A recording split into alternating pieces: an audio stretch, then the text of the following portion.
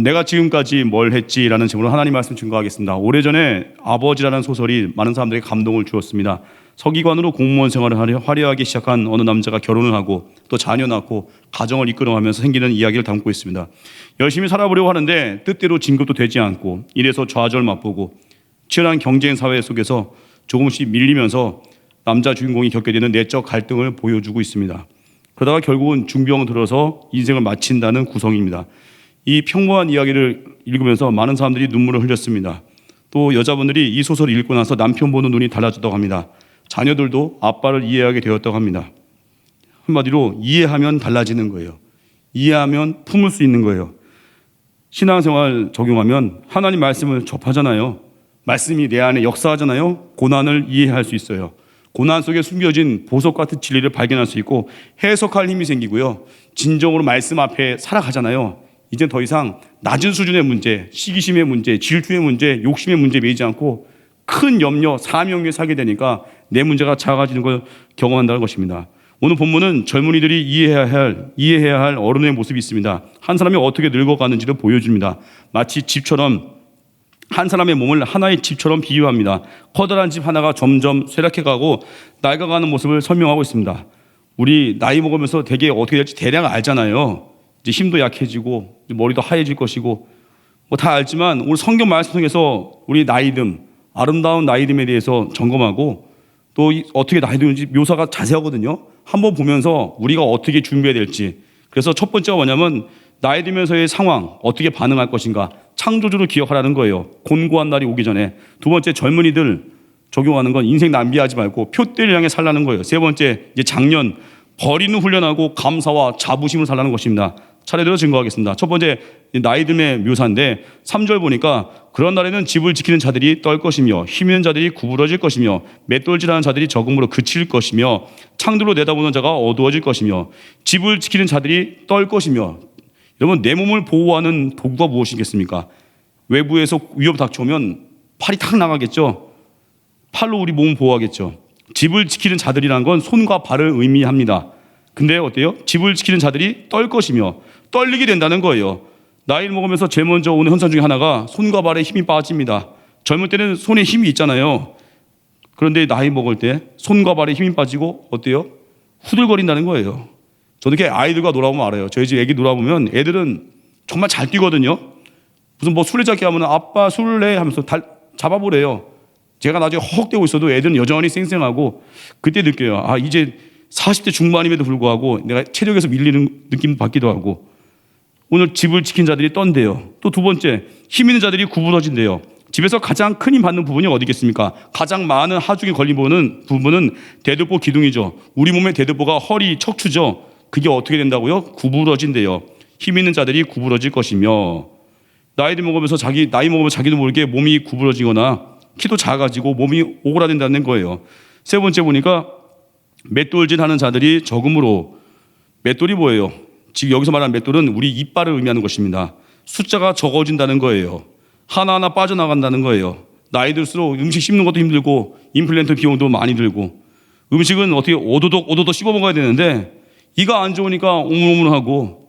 제가 제주선교 가서도 마음 아팠던 경험이, 제가 갔던 연계교회 목사님이요, 이상하게 딱딱한 음식을 잘 피해 드시길래 왜 그런가 했더니 어금니가 없대요.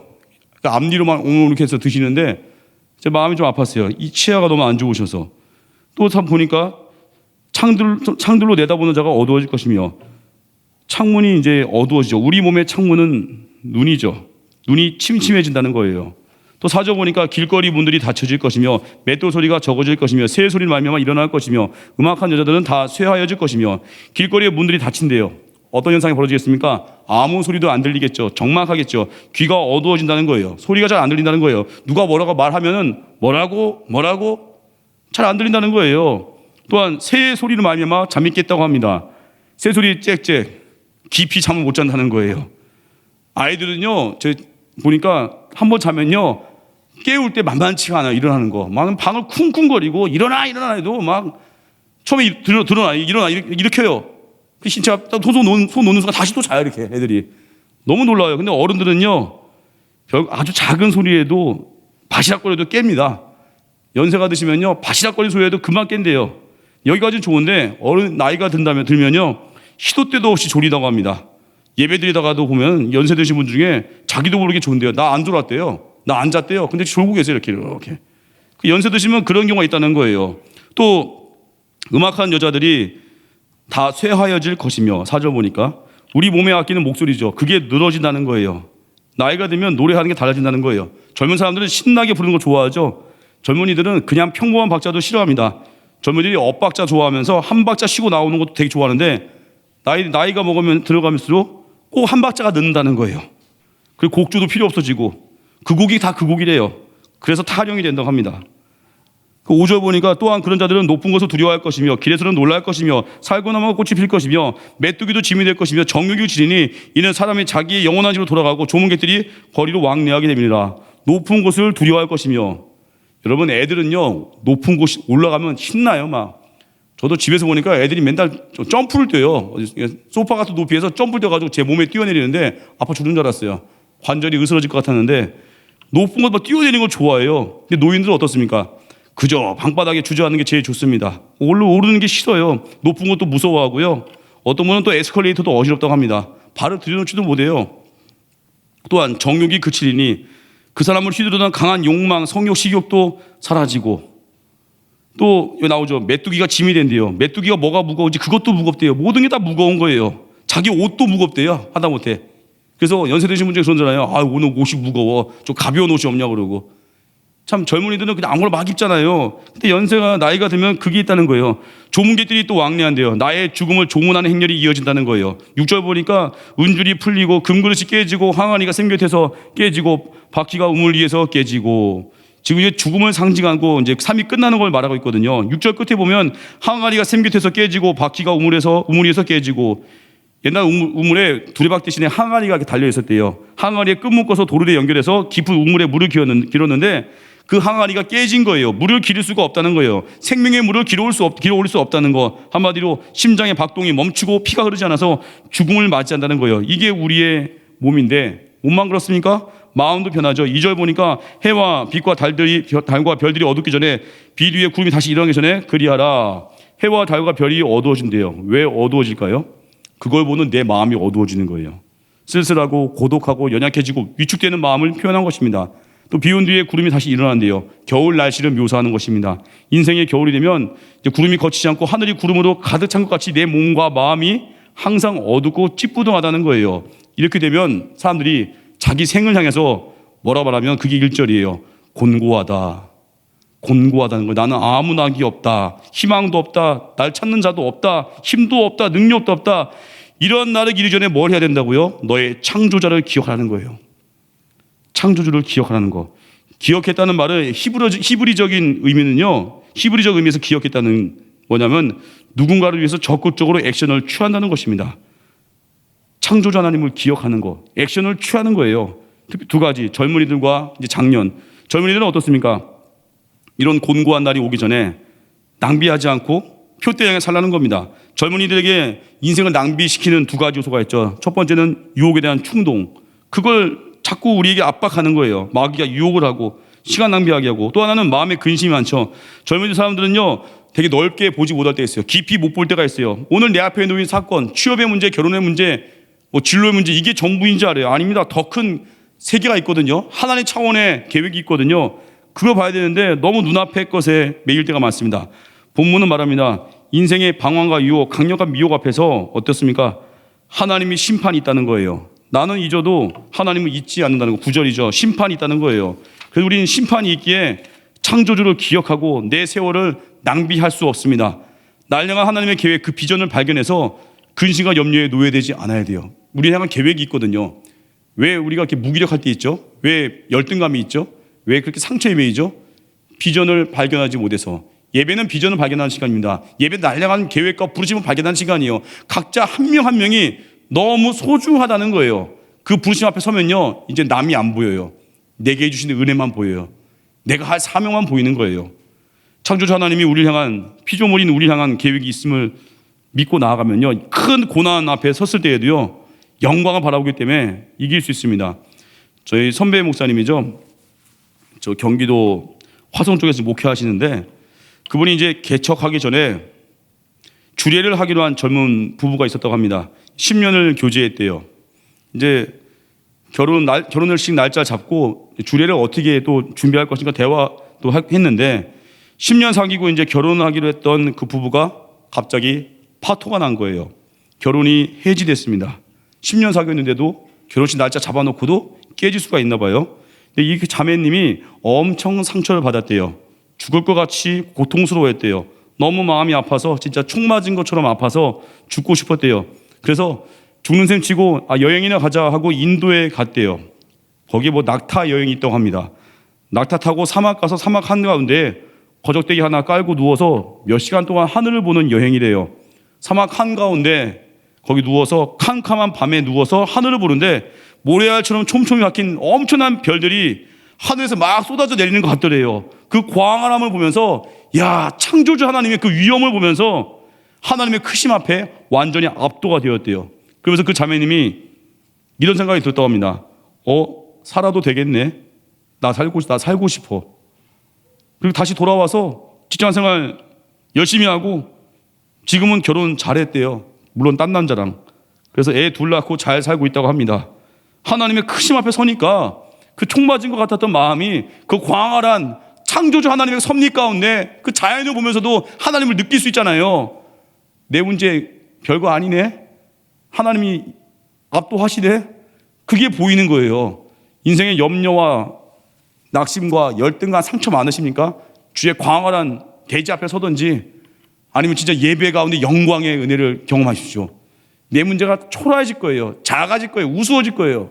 그래서 우리 작은 염려는 큰 염려로 이기는 거예요. 저도 이렇게 아까 휴가 나온 우리 교회 휴가 나온 청년이 있었는데 그 청년 이제 대학 입시 치르고 나서 군대 간 건데 부모님들이 되게 자녀들 입시 앞두고 있을 때 걱정 많이 하잖아요. 좋은 대학 가야 되는데 뭐 해야 되는데 그러다가 막상 군대에 가잖아요. 아무것도 얘기 안 해요. 건강만 해다오. 제대만 해다오. 목표가 낮아져요. 그리고 다른 거 욕심 다 사라져요. 건강에 제대만 해다오. 우리 인생에 큰 사명 앞에 서면요. 내가 생각했던 거 짜잘한 거예요. 큰 고난, 큰 사명 앞에 서잖아요. 지금 내가 어느 대학을 가니, 어느 직장 가니, 그거 아무것도 아닌 거예요. 진짜 사명 앞에 서보십시오. 그 영적 싸움 앞에 서보십시오. 전도 현장에 가서 영적인 전쟁 벌여보십시오. 그러면 내 문제는 별거 아닌 거예요. 내 인생에 진짜 영적 전쟁터로 날 보내야 돼요. 제가 자주 얘기하죠. 그 직장 왜 갔습니까? 사람 살리러 간 거예요. 가서 영적 전투 벌이면서 사람 살리고 그럼 거기에서 목적이 발견돼요. 근데 직장을 갔는데 돈 벌러 가는 사람들은요. 돈 받아도 불만이 있고요. 뭐 좀 이루어도 교만해지고요. 거기 명확한 목적 갖고 가는 것입니다. 가정은 왜 주셨습니까? 그 가정 통해서 사람 살리기 위해서. 그 목적이 하나가 돼야 돼요. 오직 주의 영광, 주의 사명, 사람 살리기 위해서. 그러면 삶의 생의 의미가 생기고요. 무슨 일을 하든지 달라집니다. 어떤 일을 하든지 가치가 부여되는 거예요. 세 번째, 장년층에 주는 메시지인데 내가 늙어간다고 이렇게 받아들일 때 나의 늙음을 받아들이는 거 수용해야 되죠. 낙담하면 안 되죠. 늙는 것 자체가 귀한 의미가 있습니다. 심리학자 스코트 팩이 말했어요. 많은 사람들은 상담해 보면 자기가 늙는 거에 대한 거부감이 너무 많대요. 그것이 노인 우울증의 거의 전부라고 합니다. 내가 늙는 것을 남이 알까 봐 전전긍긍하는 사람도 많다고 합니다. 그러한 장년층에게 꼭 들려주고 싶은 말이 뭐겠습니까? 결국 하나님 말씀 아니겠습니까? 남에게 보이려고 쇼하는 것이 아니라 머리 좀 빠지면 어떻고 휘어지면 어떻고 주름살 생기면 어떻고 저도 이제 46인데도 불구하고 흰머리가 너무 많이 생겼나 봐요. 보는 사람마다 염색 언제 하냐는 사람 많은데 상관없습니다. 여기 또 눈가에 잔주름, 저희 아버지 닮아가지고 저한테 이렇게 하회탈 주름이 있거든요. 웃을 때마다 여기 주름이 거의 막 엄청 생기는데 더 많아져도 아무 상관없어요. 그냥 수용하는 겁니다. 뭐 감춘다고 감춰질 것도 아니고 옛날에 제가 초창기 12년 전에 초등부 전도사 할 때 어떤 학생이 그러더라고요. 제가 눈가에 여기 잔주름이 하도 많으니까 저보고 그러더라고요. 민전도사님 여기 눈가 잔주름이 되게 많은데 여기다가 주름 펴려면 녹색 테이프를 하나 붙이라고 하더라고요. 저한테. 그러니까 얘들은 참 순수하죠. 테이프 붙이면 되는 줄 알고. 그래서 참 있는 대로 사는 겁니다. 늙는다는 사실을 받아들이는 거예요. 그래서 우리 천천히 늙어간다는 건 무슨 기회를 주겠습니까? 준비하는 기회를 주는 거예요. 우리 한 번에 팍 늙지 않잖아요. 서서히 늙어가잖아요. 준비할 기회를 하나님 주시는 것입니다. 뭘 준비할까요? 세 가지. 첫 번째가 지나온 날들에 대한 감사와 자부심이에요. 지금까지 살아온 것이 은혜였습니다. 감사하고 또 자기를 새롭게 바라보는 거예요. 그리고 자부심 놓치지 마십시오. 하나님이 날 부르셔서 여기까지 왔고 날 향한 계획 속에서 나아간다는 거 자부심 가져야 돼요. 또 두 번째, 버리는 훈련을 해야 돼요. 뭘 버려요?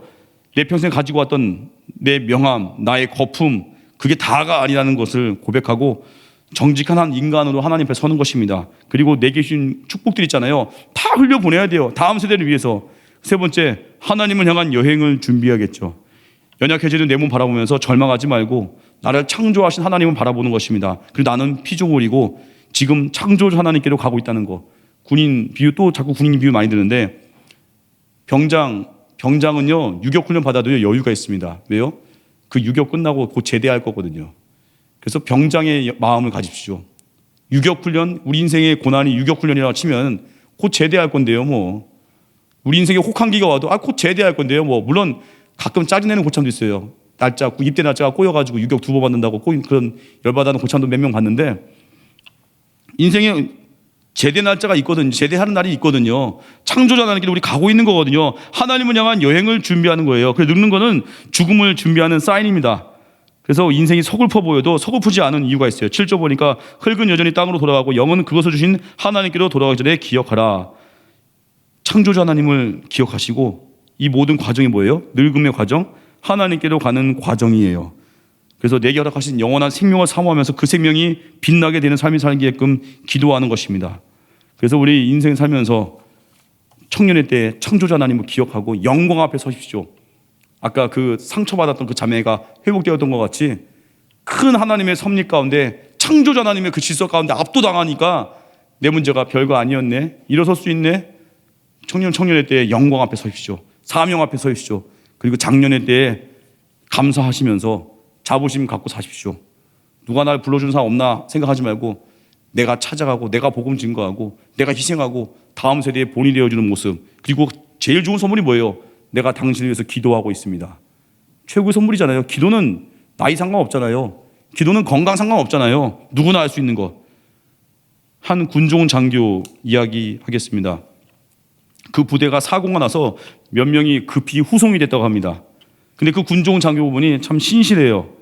그 몇 명 부상당한 사람을 위해서 기도해 주겠다고 합니다. 근데 그 군종 장교의 기도가 참 걸작이었어요. 이렇게 기도했습니다. 하나님 아버지, 늙어 죽지 말고 병으로 죽지 말고 사고로 죽지 말고 주님의 멋지게 일하다가 죽게 하옵소서. 예수님의 이름으로 기도합니다. 아멘. 참 멋있었어요. 멋진 장교였어요. 우리 사명 위에 살다가 하나님께 부름받는 것입니다. 수명이 아니라 사명. 우리가 할 일이 뭐겠습니까? 결론적으로 이사야 40장 31절, 오직 여호와를 앙망하는 자는 새 힘을 얻으리니 독수리가 날개 치며 올라감 같을 것이요 다른 박질하여도 곤비하지 아니하겠고 걸어가도 피곤하지 아니하리로다. 하나님을 앙망하는 것입니다. 근데 이 말씀 표현이 참 특이해요. 성장의 단계인데 보통은 작은 것에서 시작해서 큰 것으로 가는데 이사야서 40장 31절은요 거꾸로 되어 있어요. 날아가는 게 먼저예요. 독수리가 날개 치며 올라감 같을 것이요 그 다음 다른 박질, 그 다음 걸어가는 것. 날아가다가 달려가다가 걸어가는 순서 거꾸로 되어 있거든요. 케타베이시스라는 표현법인데 음악에서 치면 데크레센도예요. 이 성장의 단계를 표현하는데 처음 예수 믿고 죄 용서 받으면요 어때요? 달려갑니다. 날아갑니다. 열심을 내고 처음 예수 믿고 감격 때문에 3, 4년 동안 그때 거의 전도 다 한다는 거예요. 우리 교회 이번에 추수감사주일날 학습 받으시는 분들이 있거든요. 거기에 한 90%는 한 분이 전도한 사람들이에요. 초신자거든요. 초신자 집사님이 은혜 받아가지고 우리 교회 오자마자 몇 년 안 돼가지고 다 전도해가지고 지금 어떤 또 초신자, 어떤 분은 하여튼 낳고 하는 분이 있어요. 이제 믿음의 고조 할아버지 되신 분도 있었는데 그분이 전도한 초신자가 자기도 불 붙어가지고 막 전도해가지고 날아가고 있어요. 두 번째가 뭐예요? 도약기죠. 달려가는 거예요.